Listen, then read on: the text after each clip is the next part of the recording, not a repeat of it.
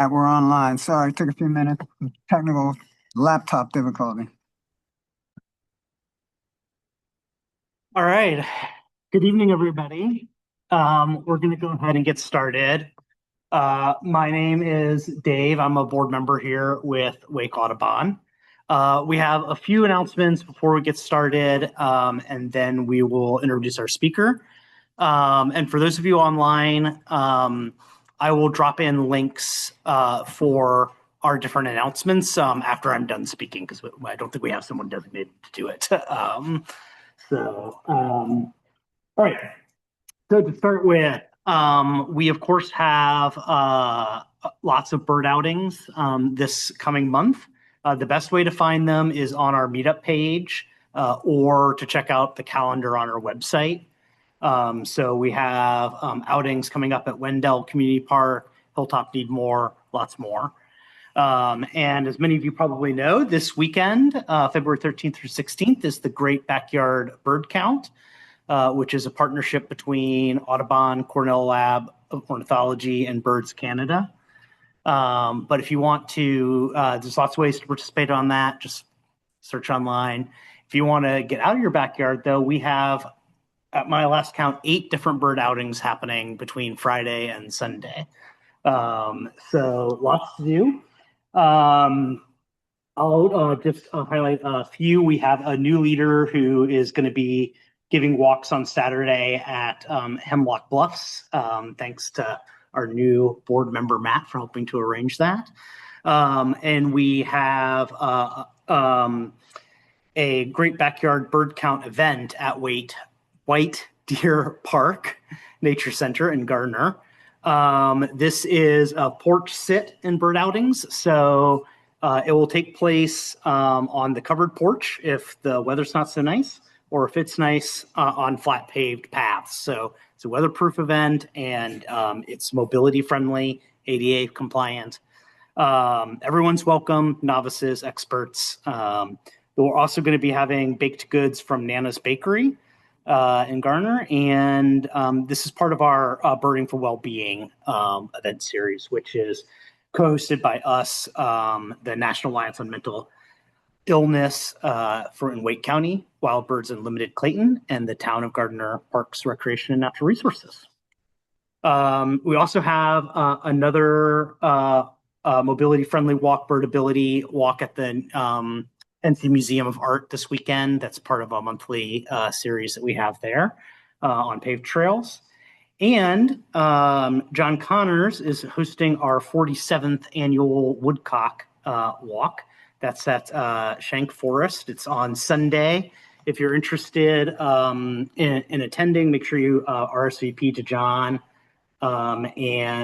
This is a great opportunity to see the aerial courtship displays. So we also have some conservation opportunities coming up. So we are involved with a tree planting at the Justice Heights in Apex. This is going to be on March 8th from 1 to 4 p.m. We need lots of volunteers. We need 15 volunteers. And Wake Audubon purchased the trees that we're going to be planting. So we need people to help us out and make it as good of an event as we can get it. You can find registration information for that through our meetup and calendar as well. A reminder that spring migration is coming up. So we will be starting our spring Lights Out campaign. We'll have Lights Out signs available in our next meeting. And so if you would like one, we'll start passing out a sign-up sheet, and you can get one for this year. And in March, we also have 2 Learn to Bird beginning birding workshops. This is like one of our premier programs. It's co-sponsored with Field Inclusive and Raleigh Parks. And so if you're new to birding, these are free. They're inclusive and welcoming workshops. We teach the basics of bird ID, the use of binoculars, field guides, and apps, how to bird safely, and how to spend time outdoors building your skills. So we have one on March 7th.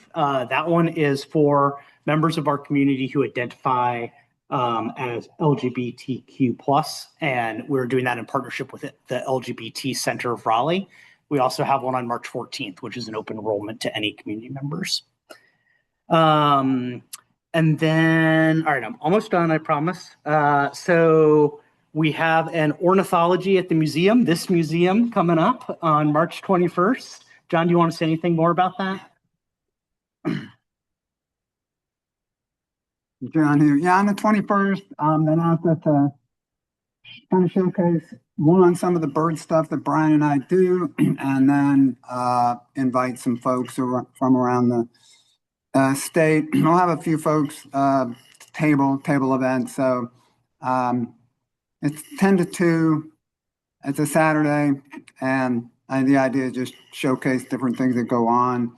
I'll find out how many tables I can have. They're kind of putting limits on it because we're a little short staff for setting up, taking down, but we think I can get 6 or 7 tables. So, it looks like Courtney and John can come and talk about the purple martin stuff that we do, and maybe chimney swift, and then maybe Ann will come for lights out, that kind of thing. And then I have some folks at the universities, maybe get Lindsay back up. I haven't even asked her yet. And we're just getting in the plan, and next week I'll be talking to our planner about it. So, but it's March 21st. All right. So, if it's your first time joining us tonight, we always have a special deal for new members. We will cover the cost of your membership for the first year. That includes membership in both the National Audubon Society and the Wake Audubon Society. So if you're interested in that, come find me or another board member after the meeting. Can I have the board members raise your hands real quick just so people know who to talk to? All right. Okay, and then lastly, I wanted to take a moment just to recognize that last month we lost a longtime member of our community, Paulette Van de Zand. She was a board member and had been deeply involved in Wake Audubon for many, many years. One of the small things that she would do that everybody appreciated is that she would bring homemade baked goodies to our meetings each month. But her enthusiasm and energy extended to planning outings, trips, fundraising, and in particular, building a relationship with the Raleigh Garden Club. We have an award here for community service that's named after Paulette. That award is meant to foster knowledge, appreciation, and enjoyment of nature. So if you knew Paulette, then you know that we're saddened for her passing. Because Paulette was such a supporter, if you'd like to make any kind of donation or contribution in her name, come talk to me or go to our Zoom page where the board is encouraging people to do that. Maybe that's a good transition to our baked goods that we do have tonight. They are not homemade, but every year we do a cake for a bird of the year. That's New World Warblers this year. Bob, our resident photographer, provides the photos that are printed on that cake. There's a copy of the original photos back there if you'd like them. And I was also told that it's Bob's birthday. So he's providing his own birthday cake in addition to our Bird of the Year cake. So thank you, Bob. So stick around after the meeting for refreshments, cake, and some celebration and to honor Paulette's memory. Thank you. Okay.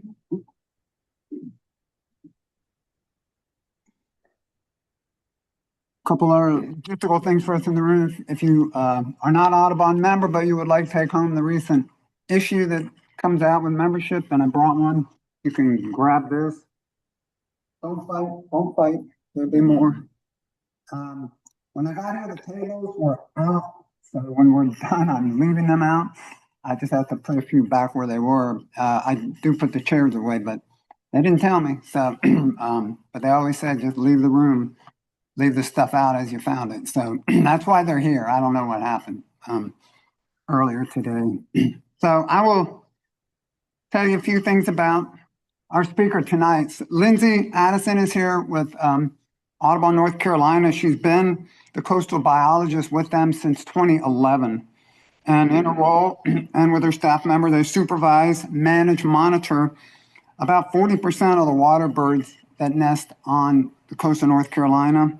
And a lot of these, of course, are what we call colonial nesting water birds. One of her focal species has been the oystercatcher. So she is she serves on the committee. There is it's national, I guess, or international. Yeah. Yeah, because the birds migrate and they're found in many places. So she's on that committee. She serves on the committee for the American Oystercatcher working group. She's on the steering committee. And she coordinates the statewide, North Carolina statewide banding program. If you're down there, you might see they wear pretty big bands. Do they have any flags on them, or are they just big bands? All right, you'll see some pictures, I'm sure. And it collaborates with other agencies, academic partners around the state that are doing research and monitoring of oystercatchers and other species. She earned her undergraduate degree at Stetson University and her Master of Science at Florida Gulf Coast University. So that's where she's from, in Florida, South Florida. She studied least terns that nested on both the beaches and rooftops when she was doing her master's work. So she worked in birds and conservation since 2005 in Florida, in Massachusetts, in California, and now here. She said she's grateful to have been born and raised in Southwest Florida. It's got to be pretty warm down there sometimes. And I'll just give you one little story because that's what I do. Years ago, when we had some young naturalists around, and she used to do a project with a fellow from Maryland, they would go out and band baby brown pelicans. These babies were nearly full size, but they don't fly. So you just go out and grab them and band them and put them down. And I've been once or twice with Becky, but I said, I've got these kids, they're pretty sharp. And she said, are you serious? I said, I'm serious, and so are they. So she said, well, maybe once. And I brought two down, Emma and Elena. They did such a great job. And she said, you can bring them back again. So for the next 3 years, I brought 5 in one day, and I would buy them dinner, and we'd go to Lindsay's house and have a big slumber party the night before and crash in her spare bedroom and living room. I had kids all over the place, and then go out the next day and spend a day grabbing and banding pelicans. And that was about, 10 years ago. All those kids are grown up. They still talk about that day. A couple of them actually went 2 or 3 times. So it's like the highlight of their life so far. They still talk about it. Got some great photos. It was a great experience. They met other agency people, other just a lot of folks. Peter was usually there with them, helping them out. So yeah, it was a great time. So with that, welcome Lindsay to talk about some shorebird stuff. Right. Okay, great. Thanks for having me, and welcome Zoomers. Someone who is able to see the Zoom and tell me what is in the chat, that would be really helpful. Or at the end, I can run over and grab my reading glasses, and then I'll be able to read the text of the any questions. But feel free to put questions in the chat as well as from the room. And we are getting to. Yeah. This is a recent development. The blindness, it's tragic. Anyway, enough about my farsightedness. What I'm going to talk to you about today or this evening is we've got 2 different projects that I thought would spotlight on this occasion. And we're going to talk about, we've got a project where we're tracking Royal Terns, which is one of the species that we manage in our sanctuary system. And we're going to talk about an oystercatcher habitat project that we've been pursuing this fall and winter as well. So just to introduce you to our work, I am the coastal biologist for Audubon, North Carolina, and we are the state office of the National Audubon Society. So, we all report to the same mothership. And We've got about 14 or 15 people statewide on staff. At the coast office in the program where I work, we've got 2 full-time people, 1 part-time volunteer coordinator who helps out with our bird steward program in the spring and summer. And we have 1 seasonal staff person, a young recent college grad who's our biological technician. And we've got about 14 or 15 different sites. Kind of depends on how you count them. Kind of depends if one's washed away or not. And on those sites are about 40% of the state's nesting coastal waterbirds, like John said. And so that includes brown pelicans, all of the egrets and herons, the terns, the gulls, the skimmers, and the shorebirds. So the Wilson's plovers, the willets, the American oystercatchers. And so by number of birds, we are the largest single organization managing coastal waterbirds in North Carolina. We work with all of the different other partners around the state who do similar works in the National Park Service, U.S. Fish and Wildlife Service, the Wildlife Resources Commission, state parks, Camp Lejeune. They have a barrier island, and when they're not practicing doing amphibious assaults, they are raising up their crop of shorebirds and sea turtles. So it's a really cool program. Most of our sites are located in the southern half of the state. You'll notice the little red dot up in the corner there. That's Pine Island Sanctuary, where we have the Pine Island Center and Sanctuary, which is an old hunt club, and it's an extensive marsh system, really cool, run by Robbie and Pam Fern and Sarah Marchhauser. So if you get a chance to go up there and meet those folks, they're really wonderful too. Could you please share your screen? Could you share your screen, please? Oh, no. Okay, hang on. Thank you. I'm sorry. I'm sorry for not, let's see, Zoom. I did not think of that. Thank you for speaking up. Okay, is it better now? Perfect. Thank you. Okay, thanks. Minimize that top one too if you want. Oh, yeah, that's it, yeah. Can I minimize it? Let's see. This one. Okay, more. And then do Do you see? the video. Is it the big video? Hide video panel, yeah. There we go. Much better. Too. Yeah, I think it might minimize on its own if I leave it. No, I mean, we have to do it. Okay. Show, hide meeting controls. There we go. Okay, much better. Yeah, no, it didn't occur to me that wasn't being done already. Anyway, this is the intro slide for the folks on Zoom. Okay, now I just have to figure out how to advance it. Press. Yeah, no, they weren't. Okay, now the right and left arrow keys are working. I feel like you have to break the ice and then the arrow keys work. Yeah, anyway, so anyway, with our sanctuary program on the coast, we do management, we do monitoring, and we do research. So management is just anything you could do to make things better for birds or whatever your target might be, so, if you're trying to manage a stream for salamanders, you're going to yell at people who want to flip over the rocks and make the little rock sculptures. And if you're a bird person and you want to help out coastal nesting birds, usually you want to put up signs with string between them. And that's what you see there in that upper left-hand corner. It's called symbolic fencing. And it's not that it physically prevents people from going into nesting areas where they would disturb the birds. But if you just put up some string, somehow that little visual barrier kind of stops people from going past the signs. It's really remarkable. You can have the very same signs, and without the string, people just go through there all the time. And if you put up the string, it stops them. So I don't know. That's just something I've learned about people in this job. But we also do things like we try to have the right type of vegetation or lack of vegetation on our islands for the different species we want to manage for. And so sometimes we get to light things on fire, which is the lower right-hand corner. And then we do a lot of our work is monitoring. So whether it's counting breeding birds or tracking their productivity or counting non-breeding birds, you want to see how you're doing. If you don't know how the thing that you're trying to manage is responding to your management, you can't really make any adaptive changes.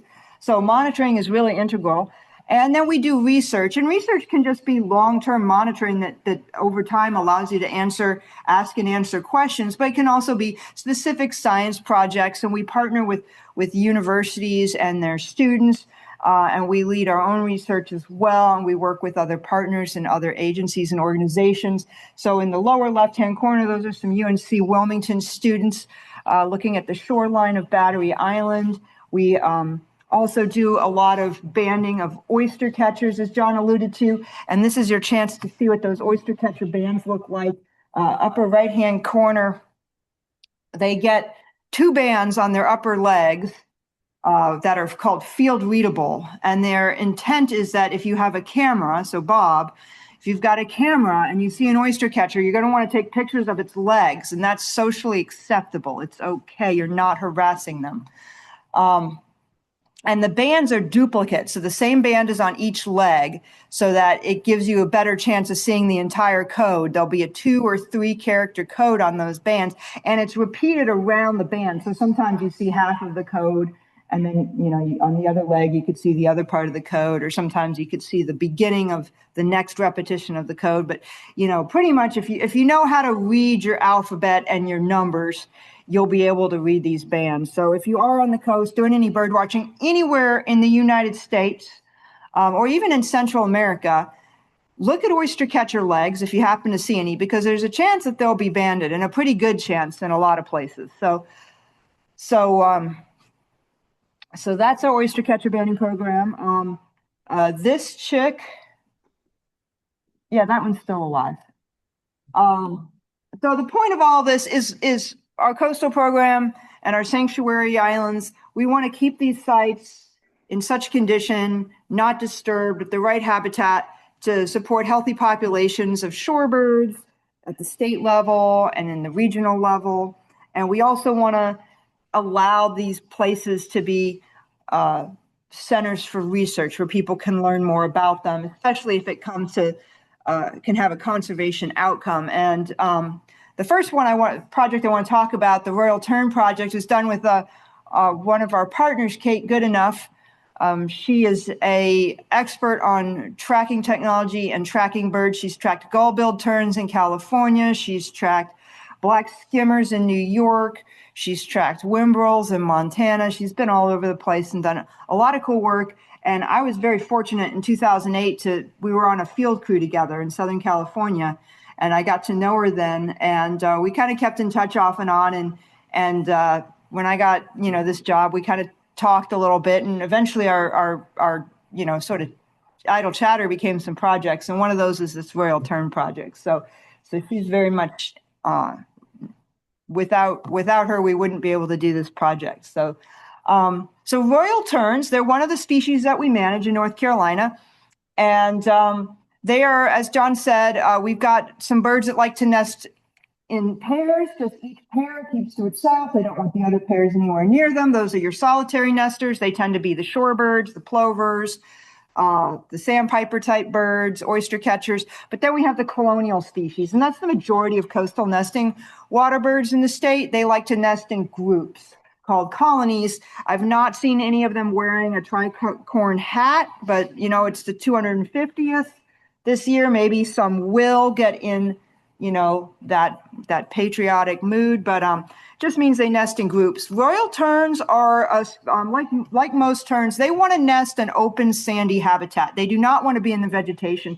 They don't even want to make a nest. They basically make a simple scrape in the sand. It's just a little bowl-shaped depression.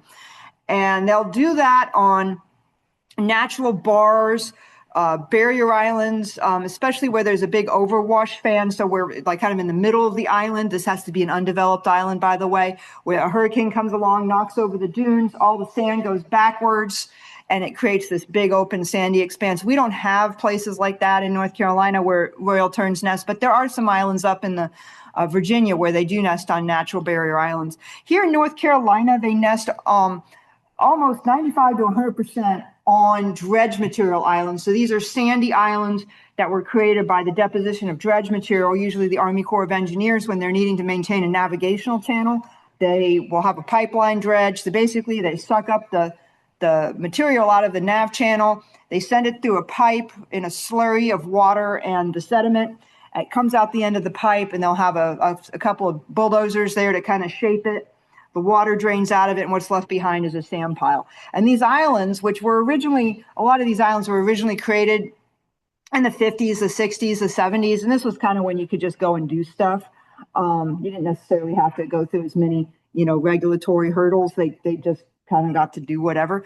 They were not made for birds originally, but the birds saw these things and immediately took to them.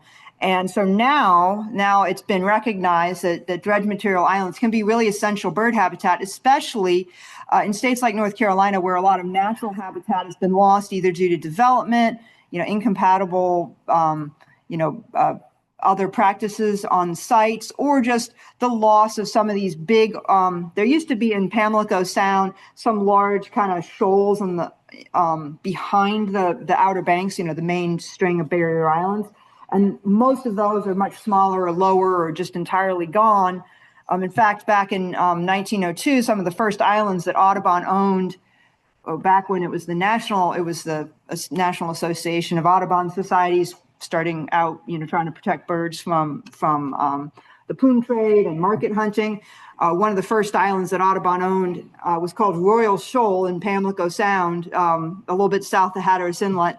And there's still kind of a shoal there, but there's not regular nesting there like there used to be. It's just worn down over time. So they nest in these habitats.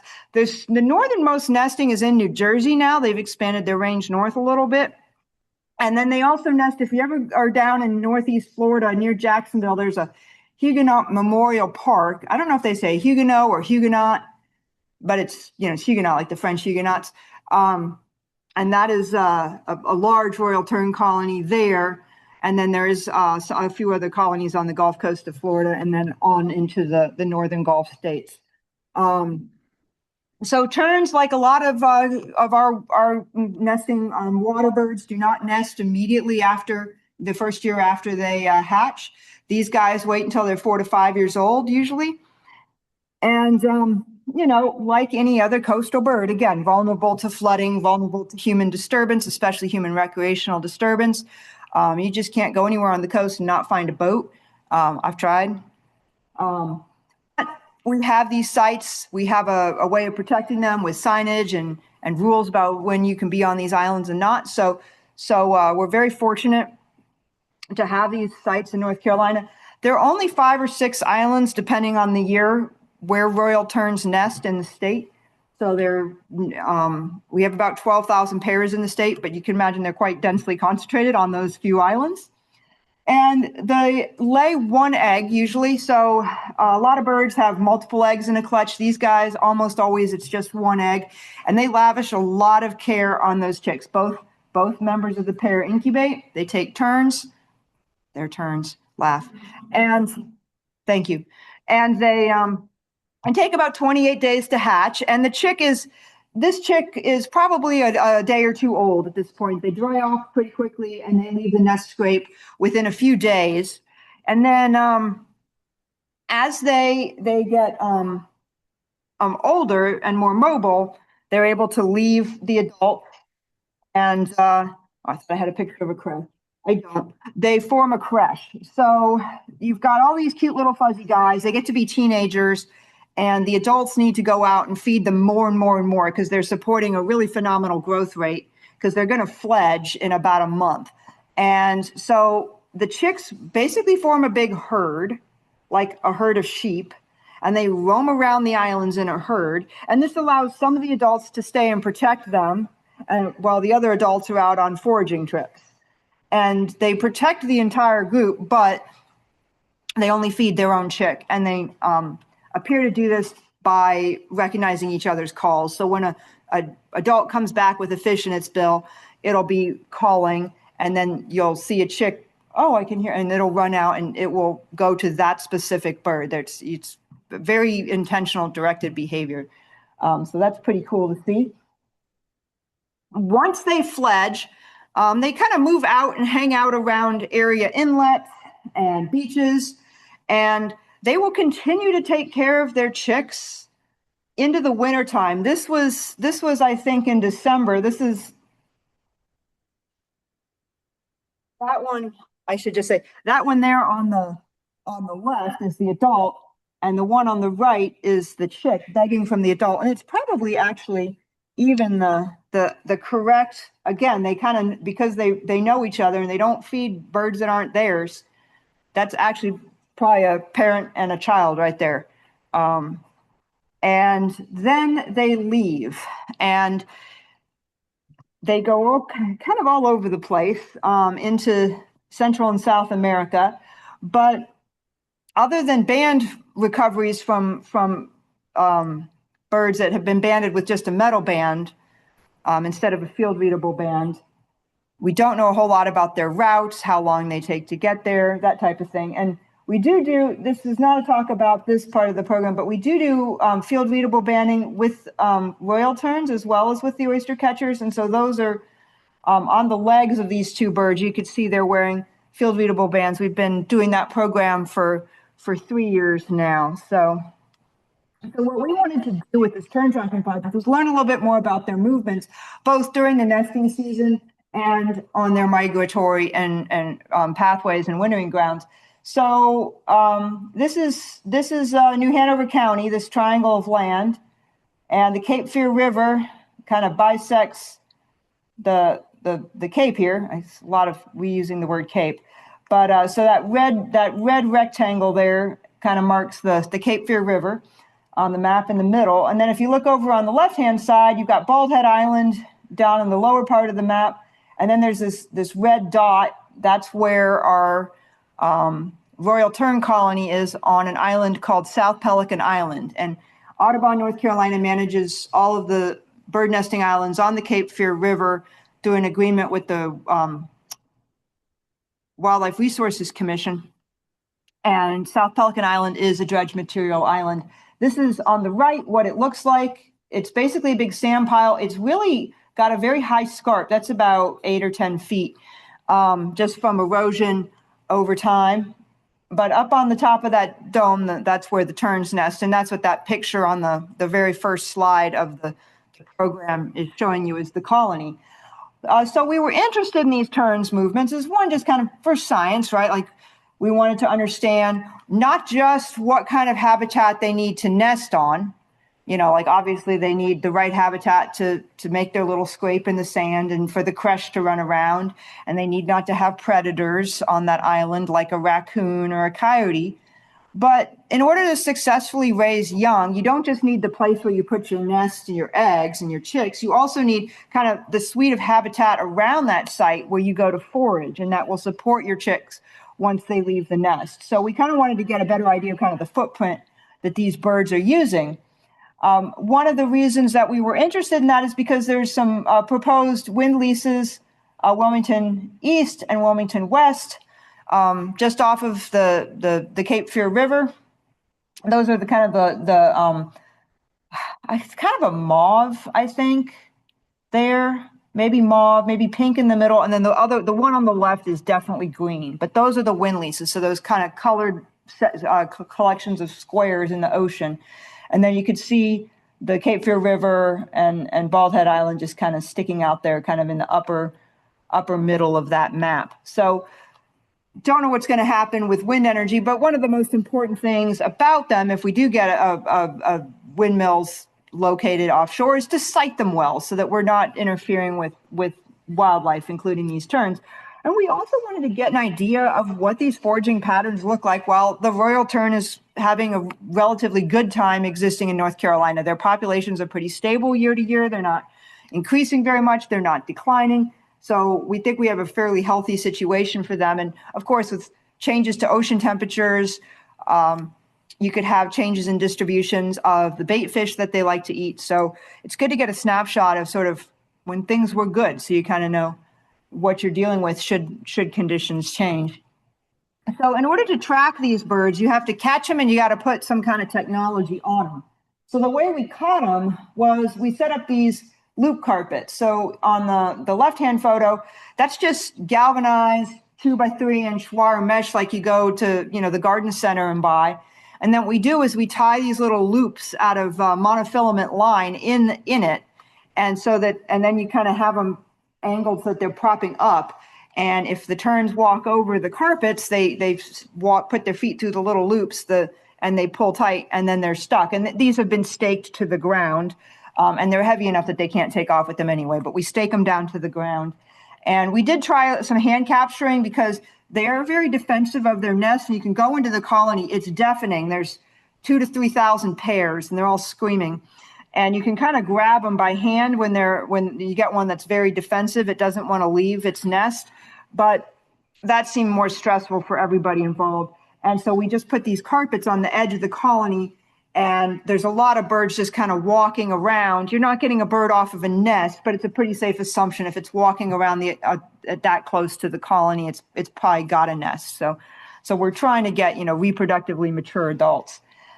What we do once we get them is we put a harness on them. So instead of wearing a backpack over their shoulders to attach the tracking device, it goes around their legs. They kind of wear it like it's kind of a mix of a girdle and a fanny pack, but it sort of sits on their hips. They've got a nice groove at the top of their hip that the harness material sits in, and then it obviously, in the middle, right there on their back, kind of in their lower back, that's the solar-powered data logger.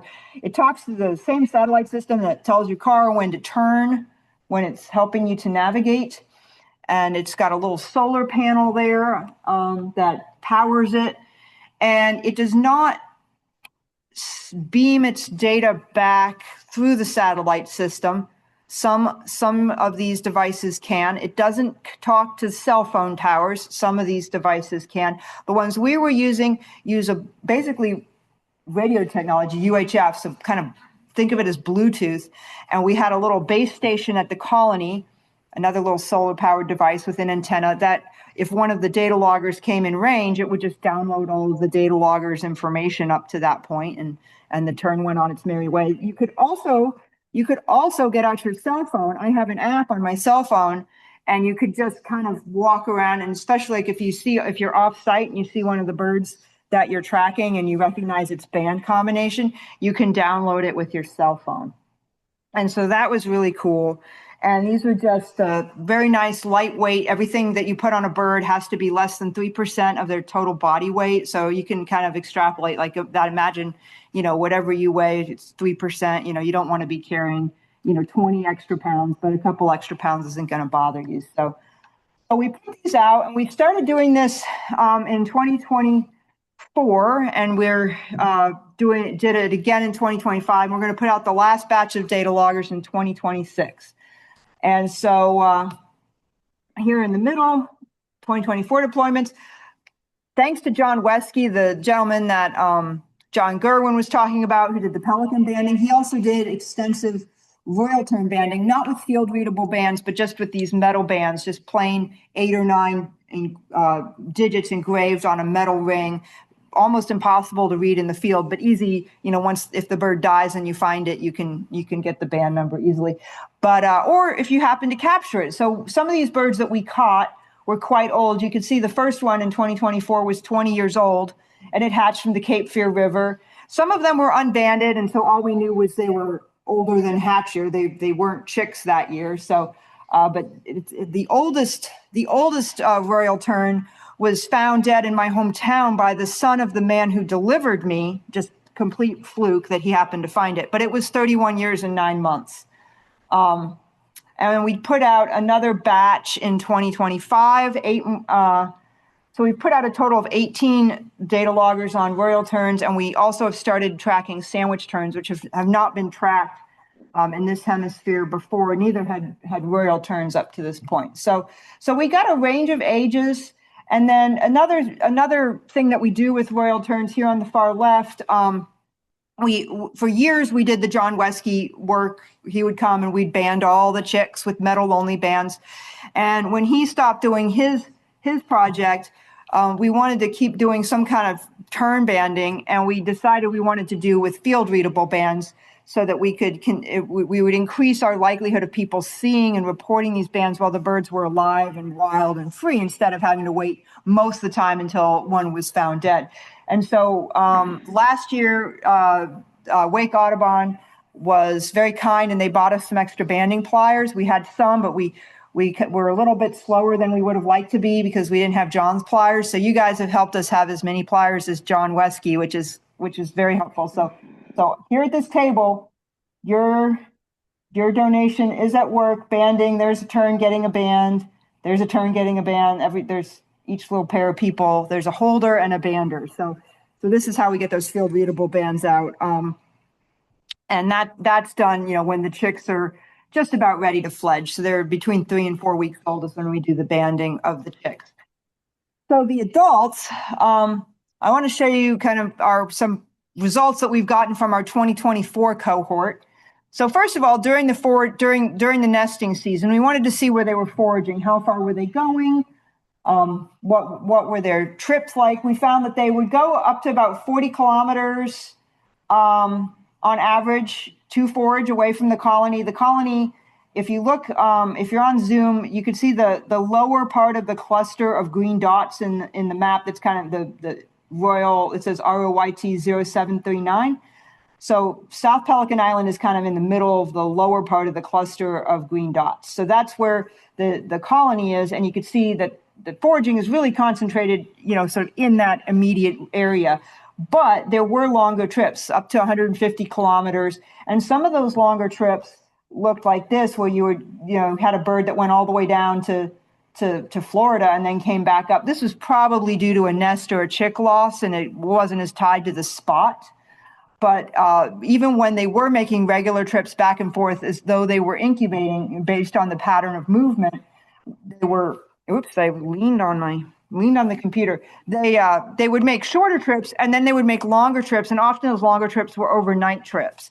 And that might be if you're a bird and you're trying to save energy and you want to go, maybe there's some great menhaden that you know about down off of South Carolina, and you want to get down there. If you fly at night, the winds might be calmer, and you could make better time, conserve energy, but still get to maybe a really productive foraging ground. They appear to be able to forage at night, which was interesting. So we're going to dig into that more. They are visual hunters. They plunge dive, but if you've got really good eyesight, maybe you could see, the glint of a school of fish. You don't have to be, too good of an aim if you're going after, 1,000 menhaden in a ball. And then, kind of as the season wore on, that you saw some longer trips. We had some birds go up to Cape Lookout and stay for a day or a week. And we had, like I said, we had sort of this example of these guys that, went down to like Palm Coast and came back up. Palm Coast is where my great aunt lived many years ago. And then we have this cool animation that just shows all of our tracked birds over the course of the 2024 nesting season. And so we're still analyzing this data, and we have 2025 data to incorporate into it. But you could see that the area that you need to have be good to support a tern colony is not just the colony island itself, but this whole area where this whole foraging area. And you could think about that in terms of any of these other species, whether it's a tern or a wading bird, an oystercatcher, but kind of what's the full landscape or the full footprint that they need to support themselves. So we were also having fun. We designed the harnesses to fail after 12 to 18 months. So we hoped that they would come back, download their data again in the spring, and then drop their harnesses. And we had 6 that did. And you could see where they wintered. We had 3 in South Florida, 1 on the east coast of Florida. I'm from the west coast of Florida, so the east coast is the inferior coast. And then we had 2 that were down. 1 was in the Florida Bay area, and 1 was hung around Key Largo. Once they got to where they were going, they had a pretty tight area that they stuck to. We also had 1 go to the Dominican Republic. We had 1 in Colombia, and then we had 1 in Panama. So that was really cool. And we have, all like fine scale movements during winter and migration movements as well. They were picking up signals and reporting a location every 30 to 60 minutes during the nesting season. When they left the colony, the tags are programmed to start recording every, I think it was 4 to 6 hours. It depended. We were trying to see how you just kind of have to see what the battery life will let you do, because that, the solar panel, it needs to keep the voltage up. And there's night, and then there's preening the feathers over it. So to get to these wintering grounds, we had some birds that kind of lingered and made their way slowly down the coast. We had this is an example of a bird that did that. It just sort of hung around in sort of the South Carolina, Georgia bight. And then we had some that after they got done with their breeding, they went north. This is all the way up to Delaware Bay and Cape May. I spent a lot of time in Chesapeake Bay. Good fish up there. And so this is kind of they'll call it a reverse migration or post-breeding dispersal, and it'll be going the opposite direction to where they all actually end up going south, but they do these exploratory ventures for a month or two, and it can help them to locate new colony sites, prospect for new habitat. And then you could see here are 4 examples. We picked one of the South Florida birds. This is the one that went to Florida Bay, and then the ones that went down into the Caribbean basin. And you could see that once they move, they can go quite far, quite quickly. But, they're terns, they eat bait fish, and you can kind of move more slowly, because as long as you've got some good forage, you can just make your way, eat and fly and eat and fly. You don't have to be like a songbird, where you're having to store up all the fat and then make one big long jump across an ocean. So really cool, very excited to be doing another year of deployments on that. The Carolina Bird Club has supported our 2026 data logger work. We've had donation support previous years of data loggers. So we're eagerly awaiting March and April, when the adults that will hopefully be carrying their trackers return, and they'll download their winter data, and we'll be putting out more. So that's really cool. And we do the big banding events. We take a lot of volunteers for that. So folks are interested, you want to hear what that's like, you can talk to Peter, or get in touch with me if you're interested in traveling down to Wilmington and spending a very long day, a very loud day, but with a lot of cute tern chicks. The other thing I want to talk about is our habitat work with American Oystercatchers. And I just want to use this slide kind of to set the scene. The Cape Fear River is one of the largest concentrations of nesting waterbirds in the state. About 30% of North Carolina's colonial waterbirds nest on the Cape Fear River. And you can see the percentages here in these bars. American Oystercatchers, about a little over 25% of North Carolina's American Oystercatchers nest on the Cape Fear River. Almost 60% of the white ibis. And this is just the most recent year. These numbers fluctuate somewhat. The ibis, sometimes it's up to 80% of the state's white ibis are on Battery Island. But this was the most recent year, 2023, and this is what the numbers look like. Sandwich terns and Royal Terns, 30% or more of them are on the Cape Fear River. Great egrets, brown pelicans, again, 25, 30%. So really significant area for a lot of these birds. And the islands that they nest on the river have a variety of habitats. Battery Island is home to wading birds and famously white ibis. They like to nest in structure, so shrubs and trees. And like all of these birds, what they really, really don't want is to have their eggs or chicks eaten by mammalian predators. We also, on the Cape Fear River, have got a bunch of marsh islands, and they have these interesting formations. This white stuff that you see in the picture, it's not sand, it's old oyster shell. So these are called shell rakes, and there used to be a lot more oyster resources on the river. And when you had an oyster reef near to a marsh island, the old shells would get pushed up by wave energy kind of into these berms, and the berms would be high enough that they would support nesting birds, and especially nesting oystercatchers. And about half, or about 50 pairs of the 100 pairs that nest on the Cape Fear River, nest on these shell rakes. But Unfortunately, all of these islands are subject to a lot of physical stressors. Some of these are man-made. This is a ship wake striking South Pelican Island. And some of them are kind of a combination, more frequent or intense storms because of climate change, plus sea level rise, plus just the fact that storms would exist whether or not we were making climate change an issue for our planet. So there's a lot of different factors with a lot of different causes acting on these islands. The result on Battery Island is a loss of shoreline, and Battery Island is especially impacted by dredging and by ship wakes. The dredging doesn't dredge away the island, but it makes a very deep, high energy channel of water right next to the island, and up through that channel come the ships that service the port of Wilmington, as well as ferries and other pleasure craft that throw pretty big waves. And, this is a mature cedar tree, so 20 or 30 years old, and it's in the water. So that tells you that shoreline has retreated quite a bit. On the Marsh Islands, which the ship wakes reach as far as the Marsh Islands as well, the main impact is from storms. And we have had, we had Florence, Dorian, Isaias. There's a whole little string of them there in the 2018 to 2020 that really knocked the shell rakes down. And the shell rakes move around, they're changeable. That's the way the coast is supposed to be. But if you get a bunch of severe storms kind of in a row, it has a tendency just kind of to push the shells back into the marsh and flatten them out instead of push them up into an elevated berm structure. And so you could see this is a shell rake that's sort of been flattened out, and you'd want it to be narrow and tall instead of wide and flat. And so in order to try to deal with all of these anthropogenic and natural forces, we work with the Corps. Every time they have a project that might put dredge material on our dredge islands, we make sure that that's where it goes. We've been working on, this is an oyster reef that we've built back in 2020.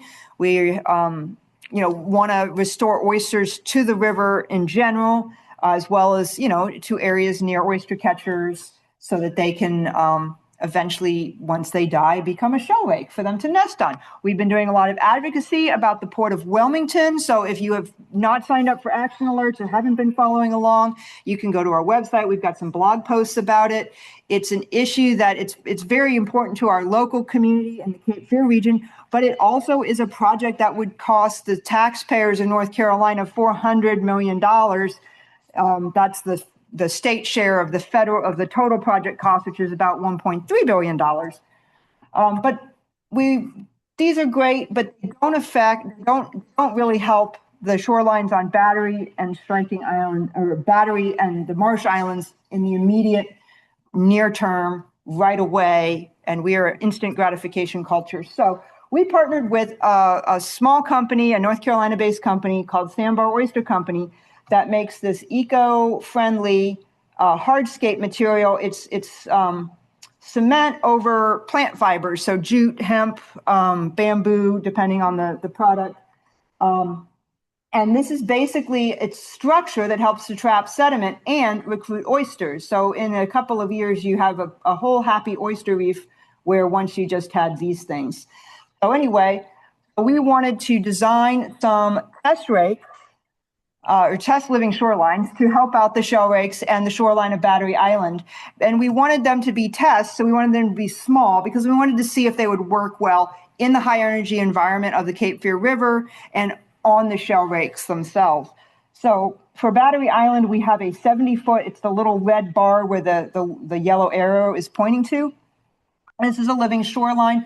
So basically there's two rows of these big, heavy, they're called pillows. I would call them logs. The Sandbar people call them pillows. They're kind of fanciful folks there at Sandbar. It's a marine biologist and a biologist. But I've recently had to help pick them up and load them into a boat, and they were very heavy. So I would call them logs. But you've got two rows of those, and then you've got these kind of fun little structures that they call tables, which that's what they look like. And so basically, it makes a structure with a lot of little interstices and bumps and nooks and crannies where larval oysters, which are called spat, can settle out and recruit and grow. And they, at other sites similar to this, they've been able to even trap sediment behind them. So hopefully that would help to grow the shoreline back a little bit and at least stop the bleeding as far as the shoreline loss, which is significant. We've done some work with UNCW students to quantify it, and we have, if you want to see more slides about it, we have SAD maps showing shoreline retreating. So we are going to do that for Battery Island. This is what it looks like from the top. So it's just a 70-foot test section. We're going to see how it does for about a year, and if it does well, we have lots more of Battery Island that could receive a shoreline.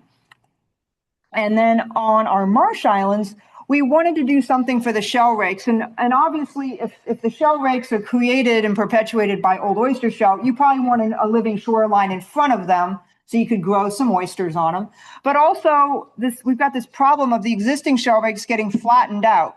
So what we thought is we would put something like a backstop, like just literally kind of a board, like they have those, the pieces of wood behind,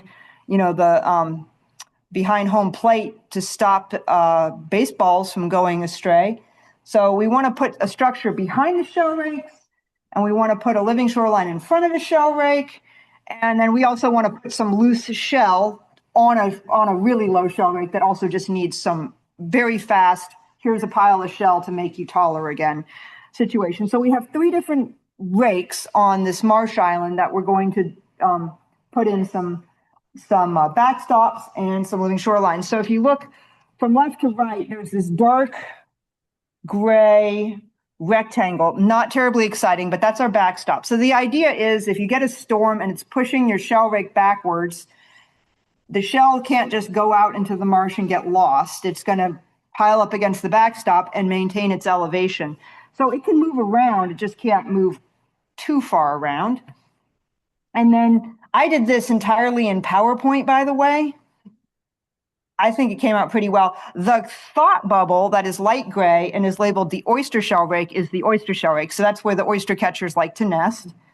And then, so we would add some loose oyster shell to that. And then in front of it, kind of on the, the water side of it, I keep leaning on my, on the laptop here, would be another one of those living shorelines like what you see on Battery Island. And so it was kind of funny. I took the sandbar folks out, showed them the sites, see what they thought. Maybe could we do anything about it? They walked around on this rake and they got some ideas and they came up with these designs. They worked on us. We had some existing permits that we were able to modify to accommodate this. And we wanted to just put in some tests to see how it would work because we have a lot more space that we need to protect, but we wanted to make sure that it would be a good use of our time and effort. So we came up with the idea that maybe we would try to raise some funds just on our own from people that liked birds or liked the river. And that way that would support getting to have a living shoreline on Battery Island and these test backstops and living shorelines on the marsh islands. And we thought maybe if we were really lucky by the end, we started this in October. We thought if we were really, really lucky, maybe we would get enough money, the $11,500, to build the test shoreline on Battery Island. And we ended up getting so far $19,000 and change. So we are over halfway towards putting in all of the things on the river. And we have put in for a grant to help with some of the living shoreline on the marsh islands from NCC grant that we won't hear about until early May. But we're hopeful that if that comes through, we'll be able to almost entirely, we'll only need a few thousand more dollars. So this was just something that honestly, Murray, who I've known for several years, she's a good friend of mine at Sandbar, was like, let's just raise some money. People will help us. And I was like, are you sure? And she was like, yeah. And I was like, okay. So, we made some materials and we talked to people and it's been really great. So we are installing the Battery Island shoreline later this week. Hopefully.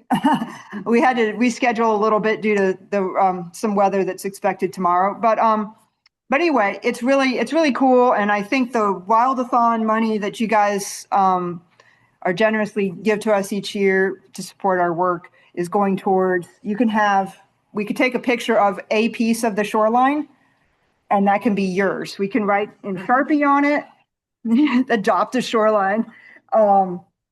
But it's been really great. And it's been like smaller, nobody's come and written us a check for the whole thing, but we've just, little bits here and there. And it's been really cool.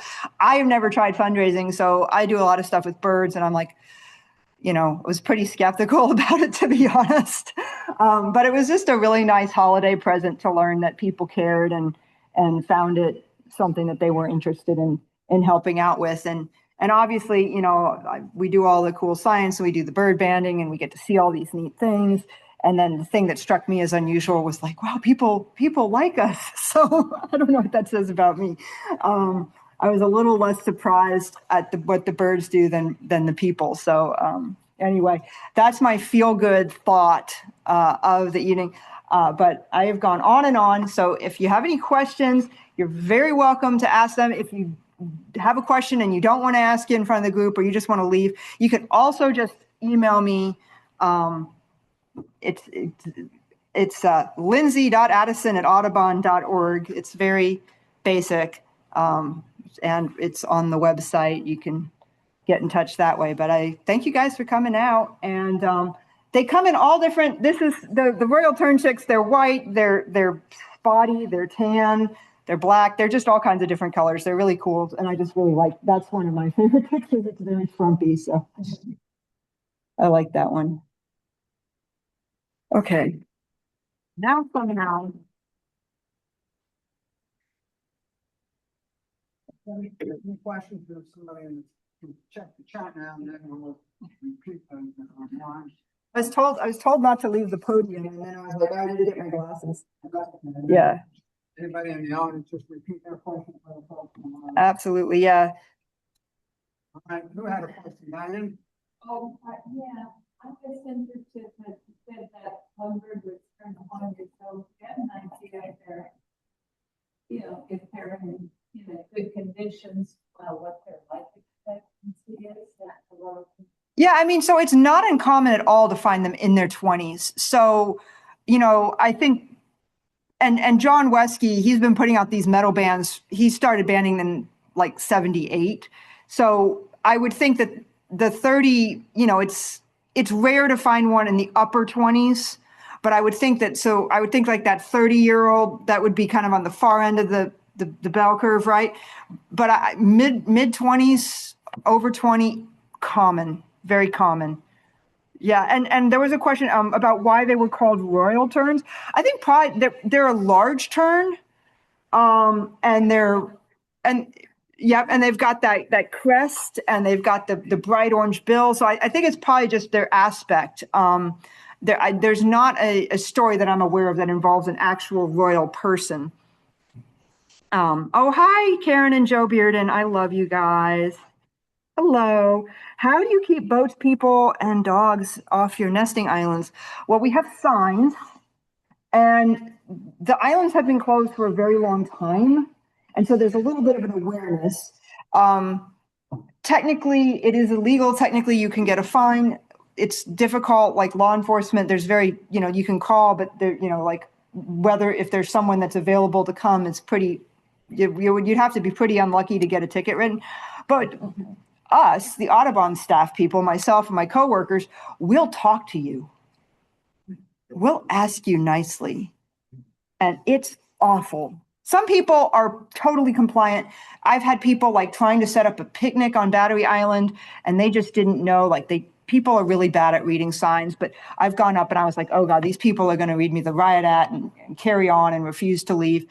Because they're halfway through setting up their picnic, and they were like, oh, we're sorry, we'll leave. And they left. They immediately started leaving. Some people are less compliant, but for the most part, it's a lot of it is just talking to people. And the string helps. On Barrier Island beaches, we have the string. On the river islands, there's not as much recreational boating that isn't fishing. Honestly, come fish on the Cape Fear River. The fishermen they don't land. They don't want to, they want to be on their boat. So So a lot of it's just, talking and talking and talking. And yeah, a rake is just a loose pile of shell. It's not contained in any way. It just is naturally there. It's interesting with the wave action and over time that the shell kind of integrates, they get sort of more compacted over time, but that's just, the same way Legos settle out when you step on them.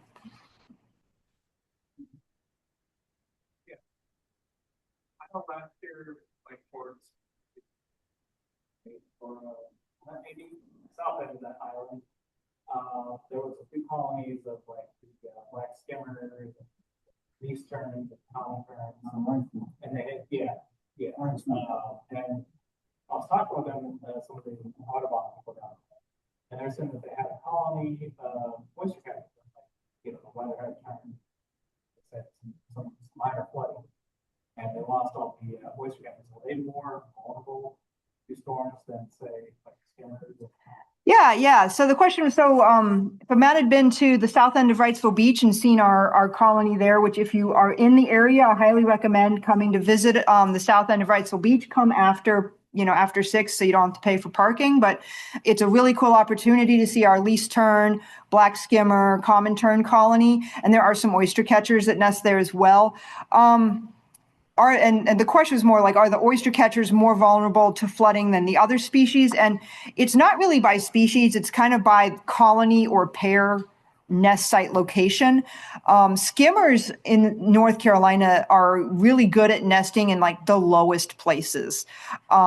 They do not seem to want to be up on top of things, except when they do. So there are a few cases where they're actually on the dome of a big, tall dredge material island.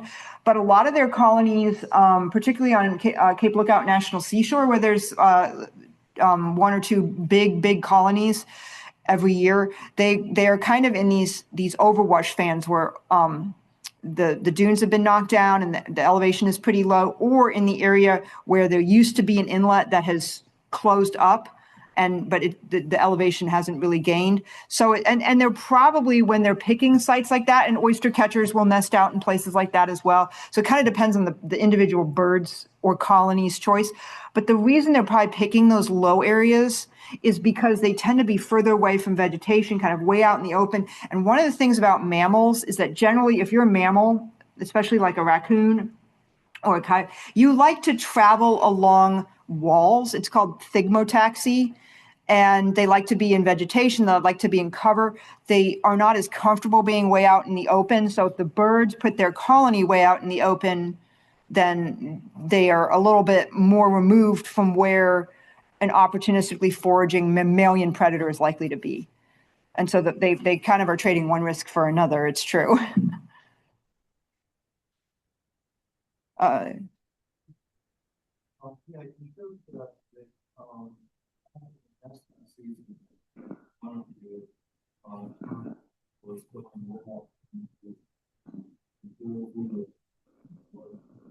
What I was wondering is, are they going with the chicks?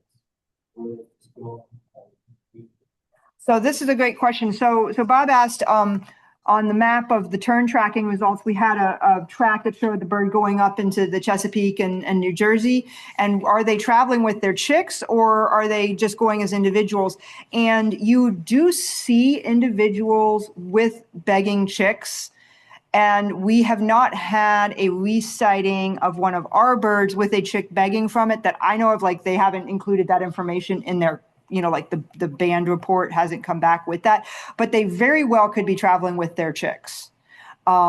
Because when they go south, we see them, in Florida. Like when I go home to visit my parents around Christmas time, you'll see these flocks of Royal Terns on the beaches, and there will be a chick assiduously begging and sometimes getting fed by an adult. So if they're able to go with the adult in a southerly direction, they could go with them in a northerly direction. Now, whether they're more likely to just go south when they have a chick with them than, if they are footloose and frenzy free, that we don't know about, but it's entirely possible.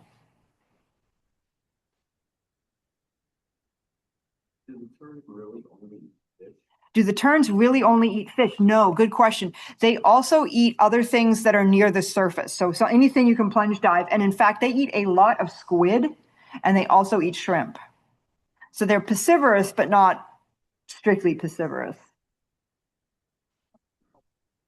The gall-billed tern. The gall-billed tern is a tern that thinks it's a gull. It's got a short, stout bill like a gull, and the form-following function. Zoomers. John asked, what about the gall-billed tern? And the gall-billed tern, it is a tern, but it's got that short bill, and it is it's a whole other animal altogether. It likes to eat crabs, so like little mud crabs and fiddler crabs out of the marsh. They love to eat fence lizards. So they tend to eat sort of terrestrial prey found in marshes and on barrier islands. We have a small number, it's fewer than 200 pairs nesting in the state of North Carolina. They're in decline in the Atlantic. They're woefully understudied. They are probably in more trouble than the amount of attention focused on them would indicate. But they kind of have a unique foraging strategy. They'll also eat mole crabs, but basically they'll eat anything that other terns don't. And they're really cool. And you can see we occasionally have a pair of gall-billed terns at the south end of Wrightsville Beach. And the shocking reason why we don't like it when that happens is because they also eat other terns' chicks. And we had 1 year, a few years ago, we had and this was kind of, the gall-billed terns were pre-nesting. They weren't incubating yet. And we had about 8 gall-billed terns. We had about 200 pairs of least terns, and the least terns hatched their chicks. The gall-bills ate them all, and then they left. But yeah, so we have these volunteers called bird stewards. And so we have these nice people, with their binoculars, and they're like, oh no. It's all part of nature. And this is kind of a good example of why you want to have a lot of different places for birds to nest. So maybe they can spread out and get away from the mean ones that eat the babies. But they're really cool, and they're really beautiful. Cape Lookout National Seashore is a place to see them. They're just kind of difficult to plan to go see because they tend to be the colonies are pretty remote, inaccessible areas, not where like the ferry concession goes out of Harker's Island. But there's always a chance to see one, loafing on a sandbar and stuff. Or come to the Wrightsville Beach and maybe we'll have a few. We tend to have a few kind of earlier in the spring, and then they haven't really, so like probably before the end of May, like mid-May or April is when we probably is the best chance to see a gall-billed tern at Wrightsville Beach. They're a cool bird. If you haven't seen one, definitely worth looking at. The terns loyal to their nesting and overwintering sites. And then I was also curious why your data loggers are designed to fail. Okay, yeah. So we were asked, are the terns loyal to their nesting and overwintering sites, and why are the the harnesses of the data loggers designed to fail? So the design to fail thing is we don't want these poor birds carrying these things around for the rest of their lives, which could be a very long time. So we want them to fall off, and then the bird can go back to its normal life. And the units themselves, we had one work from 2024, it worked kind of through the end of 2025. So it's about 2 years old-ish. Eventually the battery just gets tired of, it charges and it discharges, and every time it gets a little weaker and a little weaker. So it couldn't collect data over the tern's life anyway. It wouldn't last that long. So basically we don't reinforce the harness material, and it just wears out eventually, which is good for everyone. As far as site fidelity, we are hoping to learn more about that with our field readable bands. What we have now is a data set of the metal banding. So we basically have where it was banded as a chick and where it was found dead as an adult. We do find a lot of the terns that, we find on the Cape Fear River that are dead, that, they're just adults and they came back to the colony and this was their last year with us.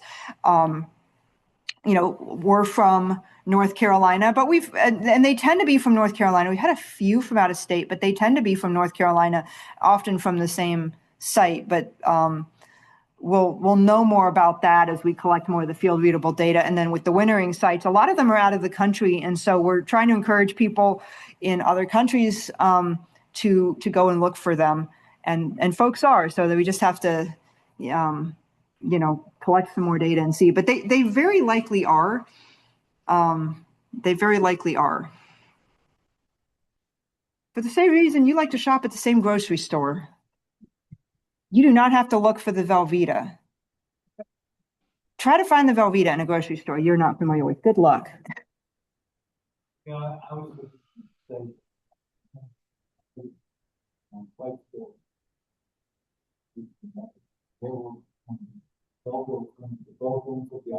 Yeah, there was a pair, there was at least one pair, maybe two at the north end. I don't know how they did. And then I think we had 3 pairs this past, if I'm remembering right, we had 3 pairs this past year at the south end. At least 2 had nests that they didn't make it. And then the other pair, I don't know if they ever had a nest. And then after the nest failed, they didn't stay around. So they may have gone someplace else and tried to re-nest at a different site. Some birds, like, they want to be at that site and they will not change sites within a season. Like, they're pretty much going to be welded to that site. Maybe in a new season, they'll go somewhere else, but that's where they are for that year. But some terns, especially the least tern, if they fail in one spot, they'll go to a completely different spot and lay their second nest. They do not feel so constrained, often in the same region, but they don't have to be at the same specific colony. Where did you get Go Terns and Gallbill tern. So fence lizards are on. So this is a question about where are gallbill terns and fence lizards overlapping, and it's actually so. I get it on the river. So we have sometimes a small colony on one or two of the dredge islands on the river, and they're going over to Fort Fisher, and so that's it's a big barrier beach. It's kind of a mainland barrier beach. It's not an island. It's Fort Fisher, the thing that sticks on south from Curie Beach. And there's fence lizards there. If you walk in the dunes, you'll see them. And so I would see a race run. Well, they're not skinks, they're lizards, but they could be. So there might be. So I might be having the wrong lizard species. Race runners, but they've got like kind of bluish. They're okay. Okay, yeah, these are in. Okay. Okay, race runners. Okay, I should get there. Yeah, but yeah, because the tern chicks can't. They're too small, so part of the lizard is sticking out of the terns, like it's waiting to digest the head, and the hind legs and the tail are sticking out of the tern chick's mouth. So that's how I know they're eating them. But I have misidentified them, so that's a good. Thank you. Race. I need to. Hang on. I will now make a note. Do not make that mistake. I'm going to ask you one thing, Lindsay. Yes. It's not the sexiest thing. So Okay. do you want to say anything about the chemistry issue going on down there? I mean, I know you could go on, but maybe a few words about the whole PFAS thing and. Oh yeah. I know. I'm going to say some tissues for you, but like why? Yeah, and maybe this is what you're trying to get me to come back to talk about. But so how many of you guys, I guess, in the room, sorry, Zoomers, have heard about PFAS or forever chemicals? So almost everybody. So it's great if you want to have nonstick cookware, waterproof clothing, but they never really break down. And there's tens of thousands of different types of PFAS, both because they've been manufactured, engineered by companies, and then because when they do, some of them break down into smaller pieces, but they never fully break down into the constituent parts. They'll break down into kind of I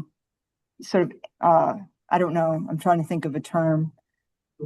Short chain. They're called short chain, but yeah, like kind of I was like, it's not the ancestral, because the ancestral would be the originally manufactured chemical, but anyway, they break down into shorter and shorter chains of the same PFAS chemistry. And there's a chemical plant upstream of Wilmington on the Cape Fear River that discharged untreated PFAS directly into the river for over 40 years. It was discovered and reported initially in our local newspaper in 2017. And there's other places that are polluted by these same types of chemicals. There's the movie Dark Water, about there's a plant in Ohio that poisoned people. There's a plant, it's systemic. And the drinking water for New Hanover County, so 250,000 people, plus all the folks in Brunswick County who are, Brunswick County is one of the fastest growing counties in the country, comes from the Cape Fear River. So everybody was drinking this stuff. It causes higher rates of some types of cancers, including things like bladder cancer. It causes high cholesterol. It can affect your immune system function. It can have, everything can have impacts on pregnant people, right? Like just basically they should be put in a Tupperware and just left alone for a while, not exposed to bad things. But anyway, they're just really, really bad. And so there's a huge concern about the impact to human health of this, and then also to the wildlife. And they're basically found in all the different taxa where people have been able to look so far. And that includes alligators, striped bass, and we were able to opportunistically collect deceased chicks from the Cape Fear River, and they had higher concentrations of PFAS in their tissues, their blood, their muscle, their livers, and their brains than chicks coming from Narragansett Bay, Rhode Island, or from the Gulf of St. Lawrence. And the Gulf of St. Lawrence is fairly clean it's a pretty big, if you've ever been in the Gulf, it's huge. But Narragansett Bay is in a heavily industrialized bay in the heart of New England, and you'd think that would be dirtier. But no, the Cape Fear River was dirtier. Yay. And so we've been working to try, we figured that out. And then it took us a while to figure out, to make connections with scientists who could do this type of work, because I count birds.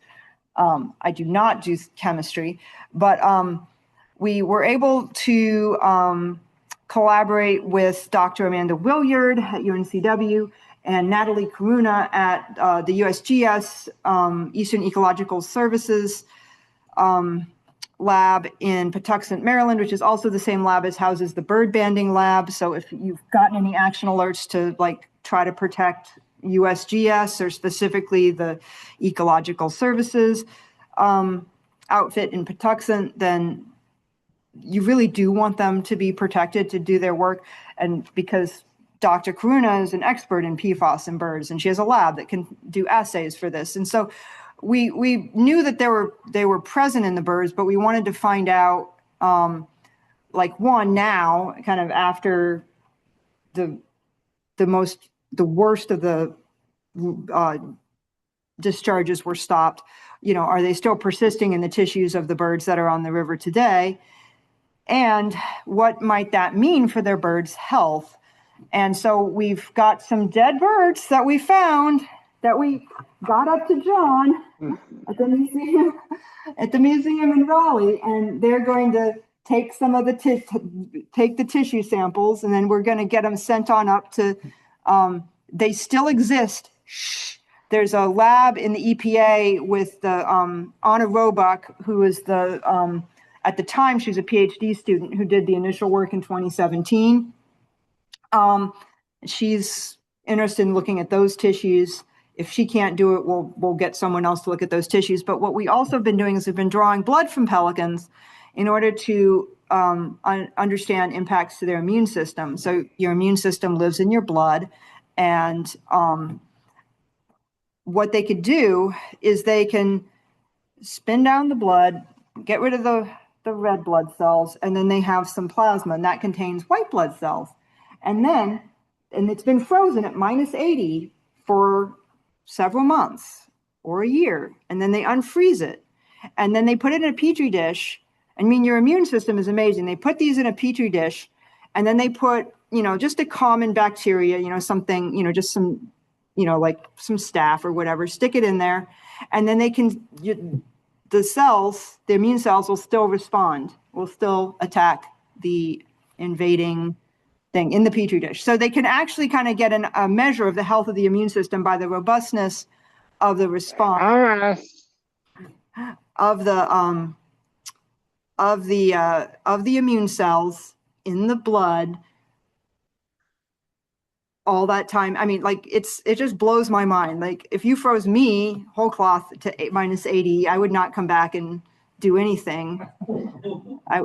So I just think that's incredible. But so what they can do is you can you get a measure of how well their immune systems are functioning. You can also look at the histology, the different types of cells in the blood, see if, there's not enough, kind of a lower number of immune cells relative to an unexposed or a less exposed population.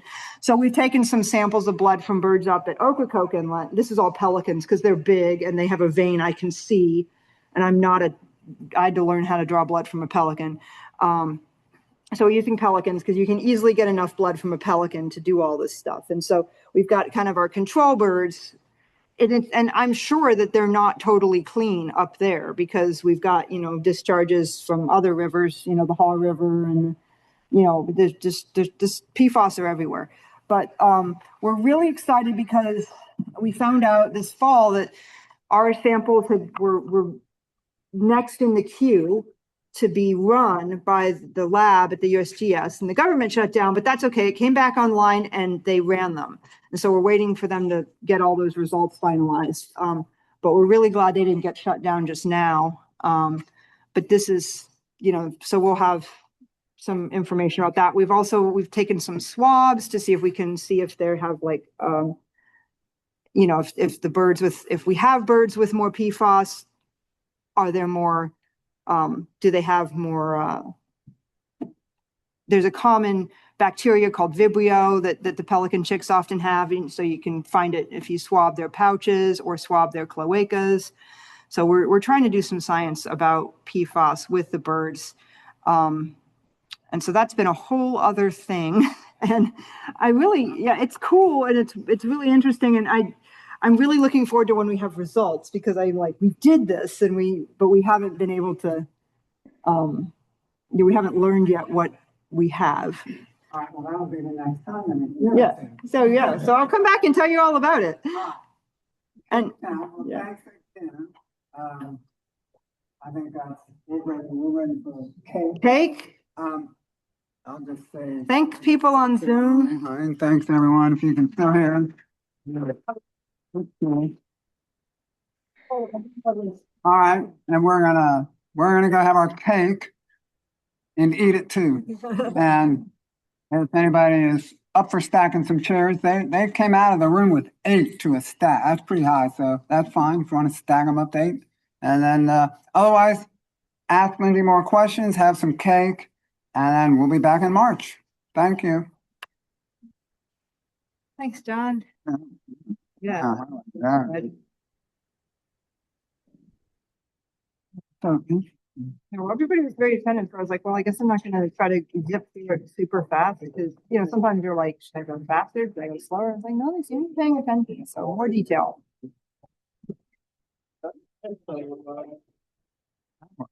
Oh, stop share.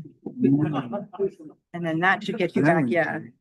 Now I gotta leave. Now you can end it. You guys can end it for everyone, huh? Yeah. Well, I'll just leave the meeting. Look at that. See, I'm in the other assign a new host. Yeah, in case any of them are talking. Who's the most responsible? Oh my God. Oh. I have to introduce myself. I'm Jim. Oh, hey, Jim. Hey. Patrick. Guys, I have to. He goes, what are you doing there? I meet with her on Thursday. Yeah. He's your stepson. Yeah. He said,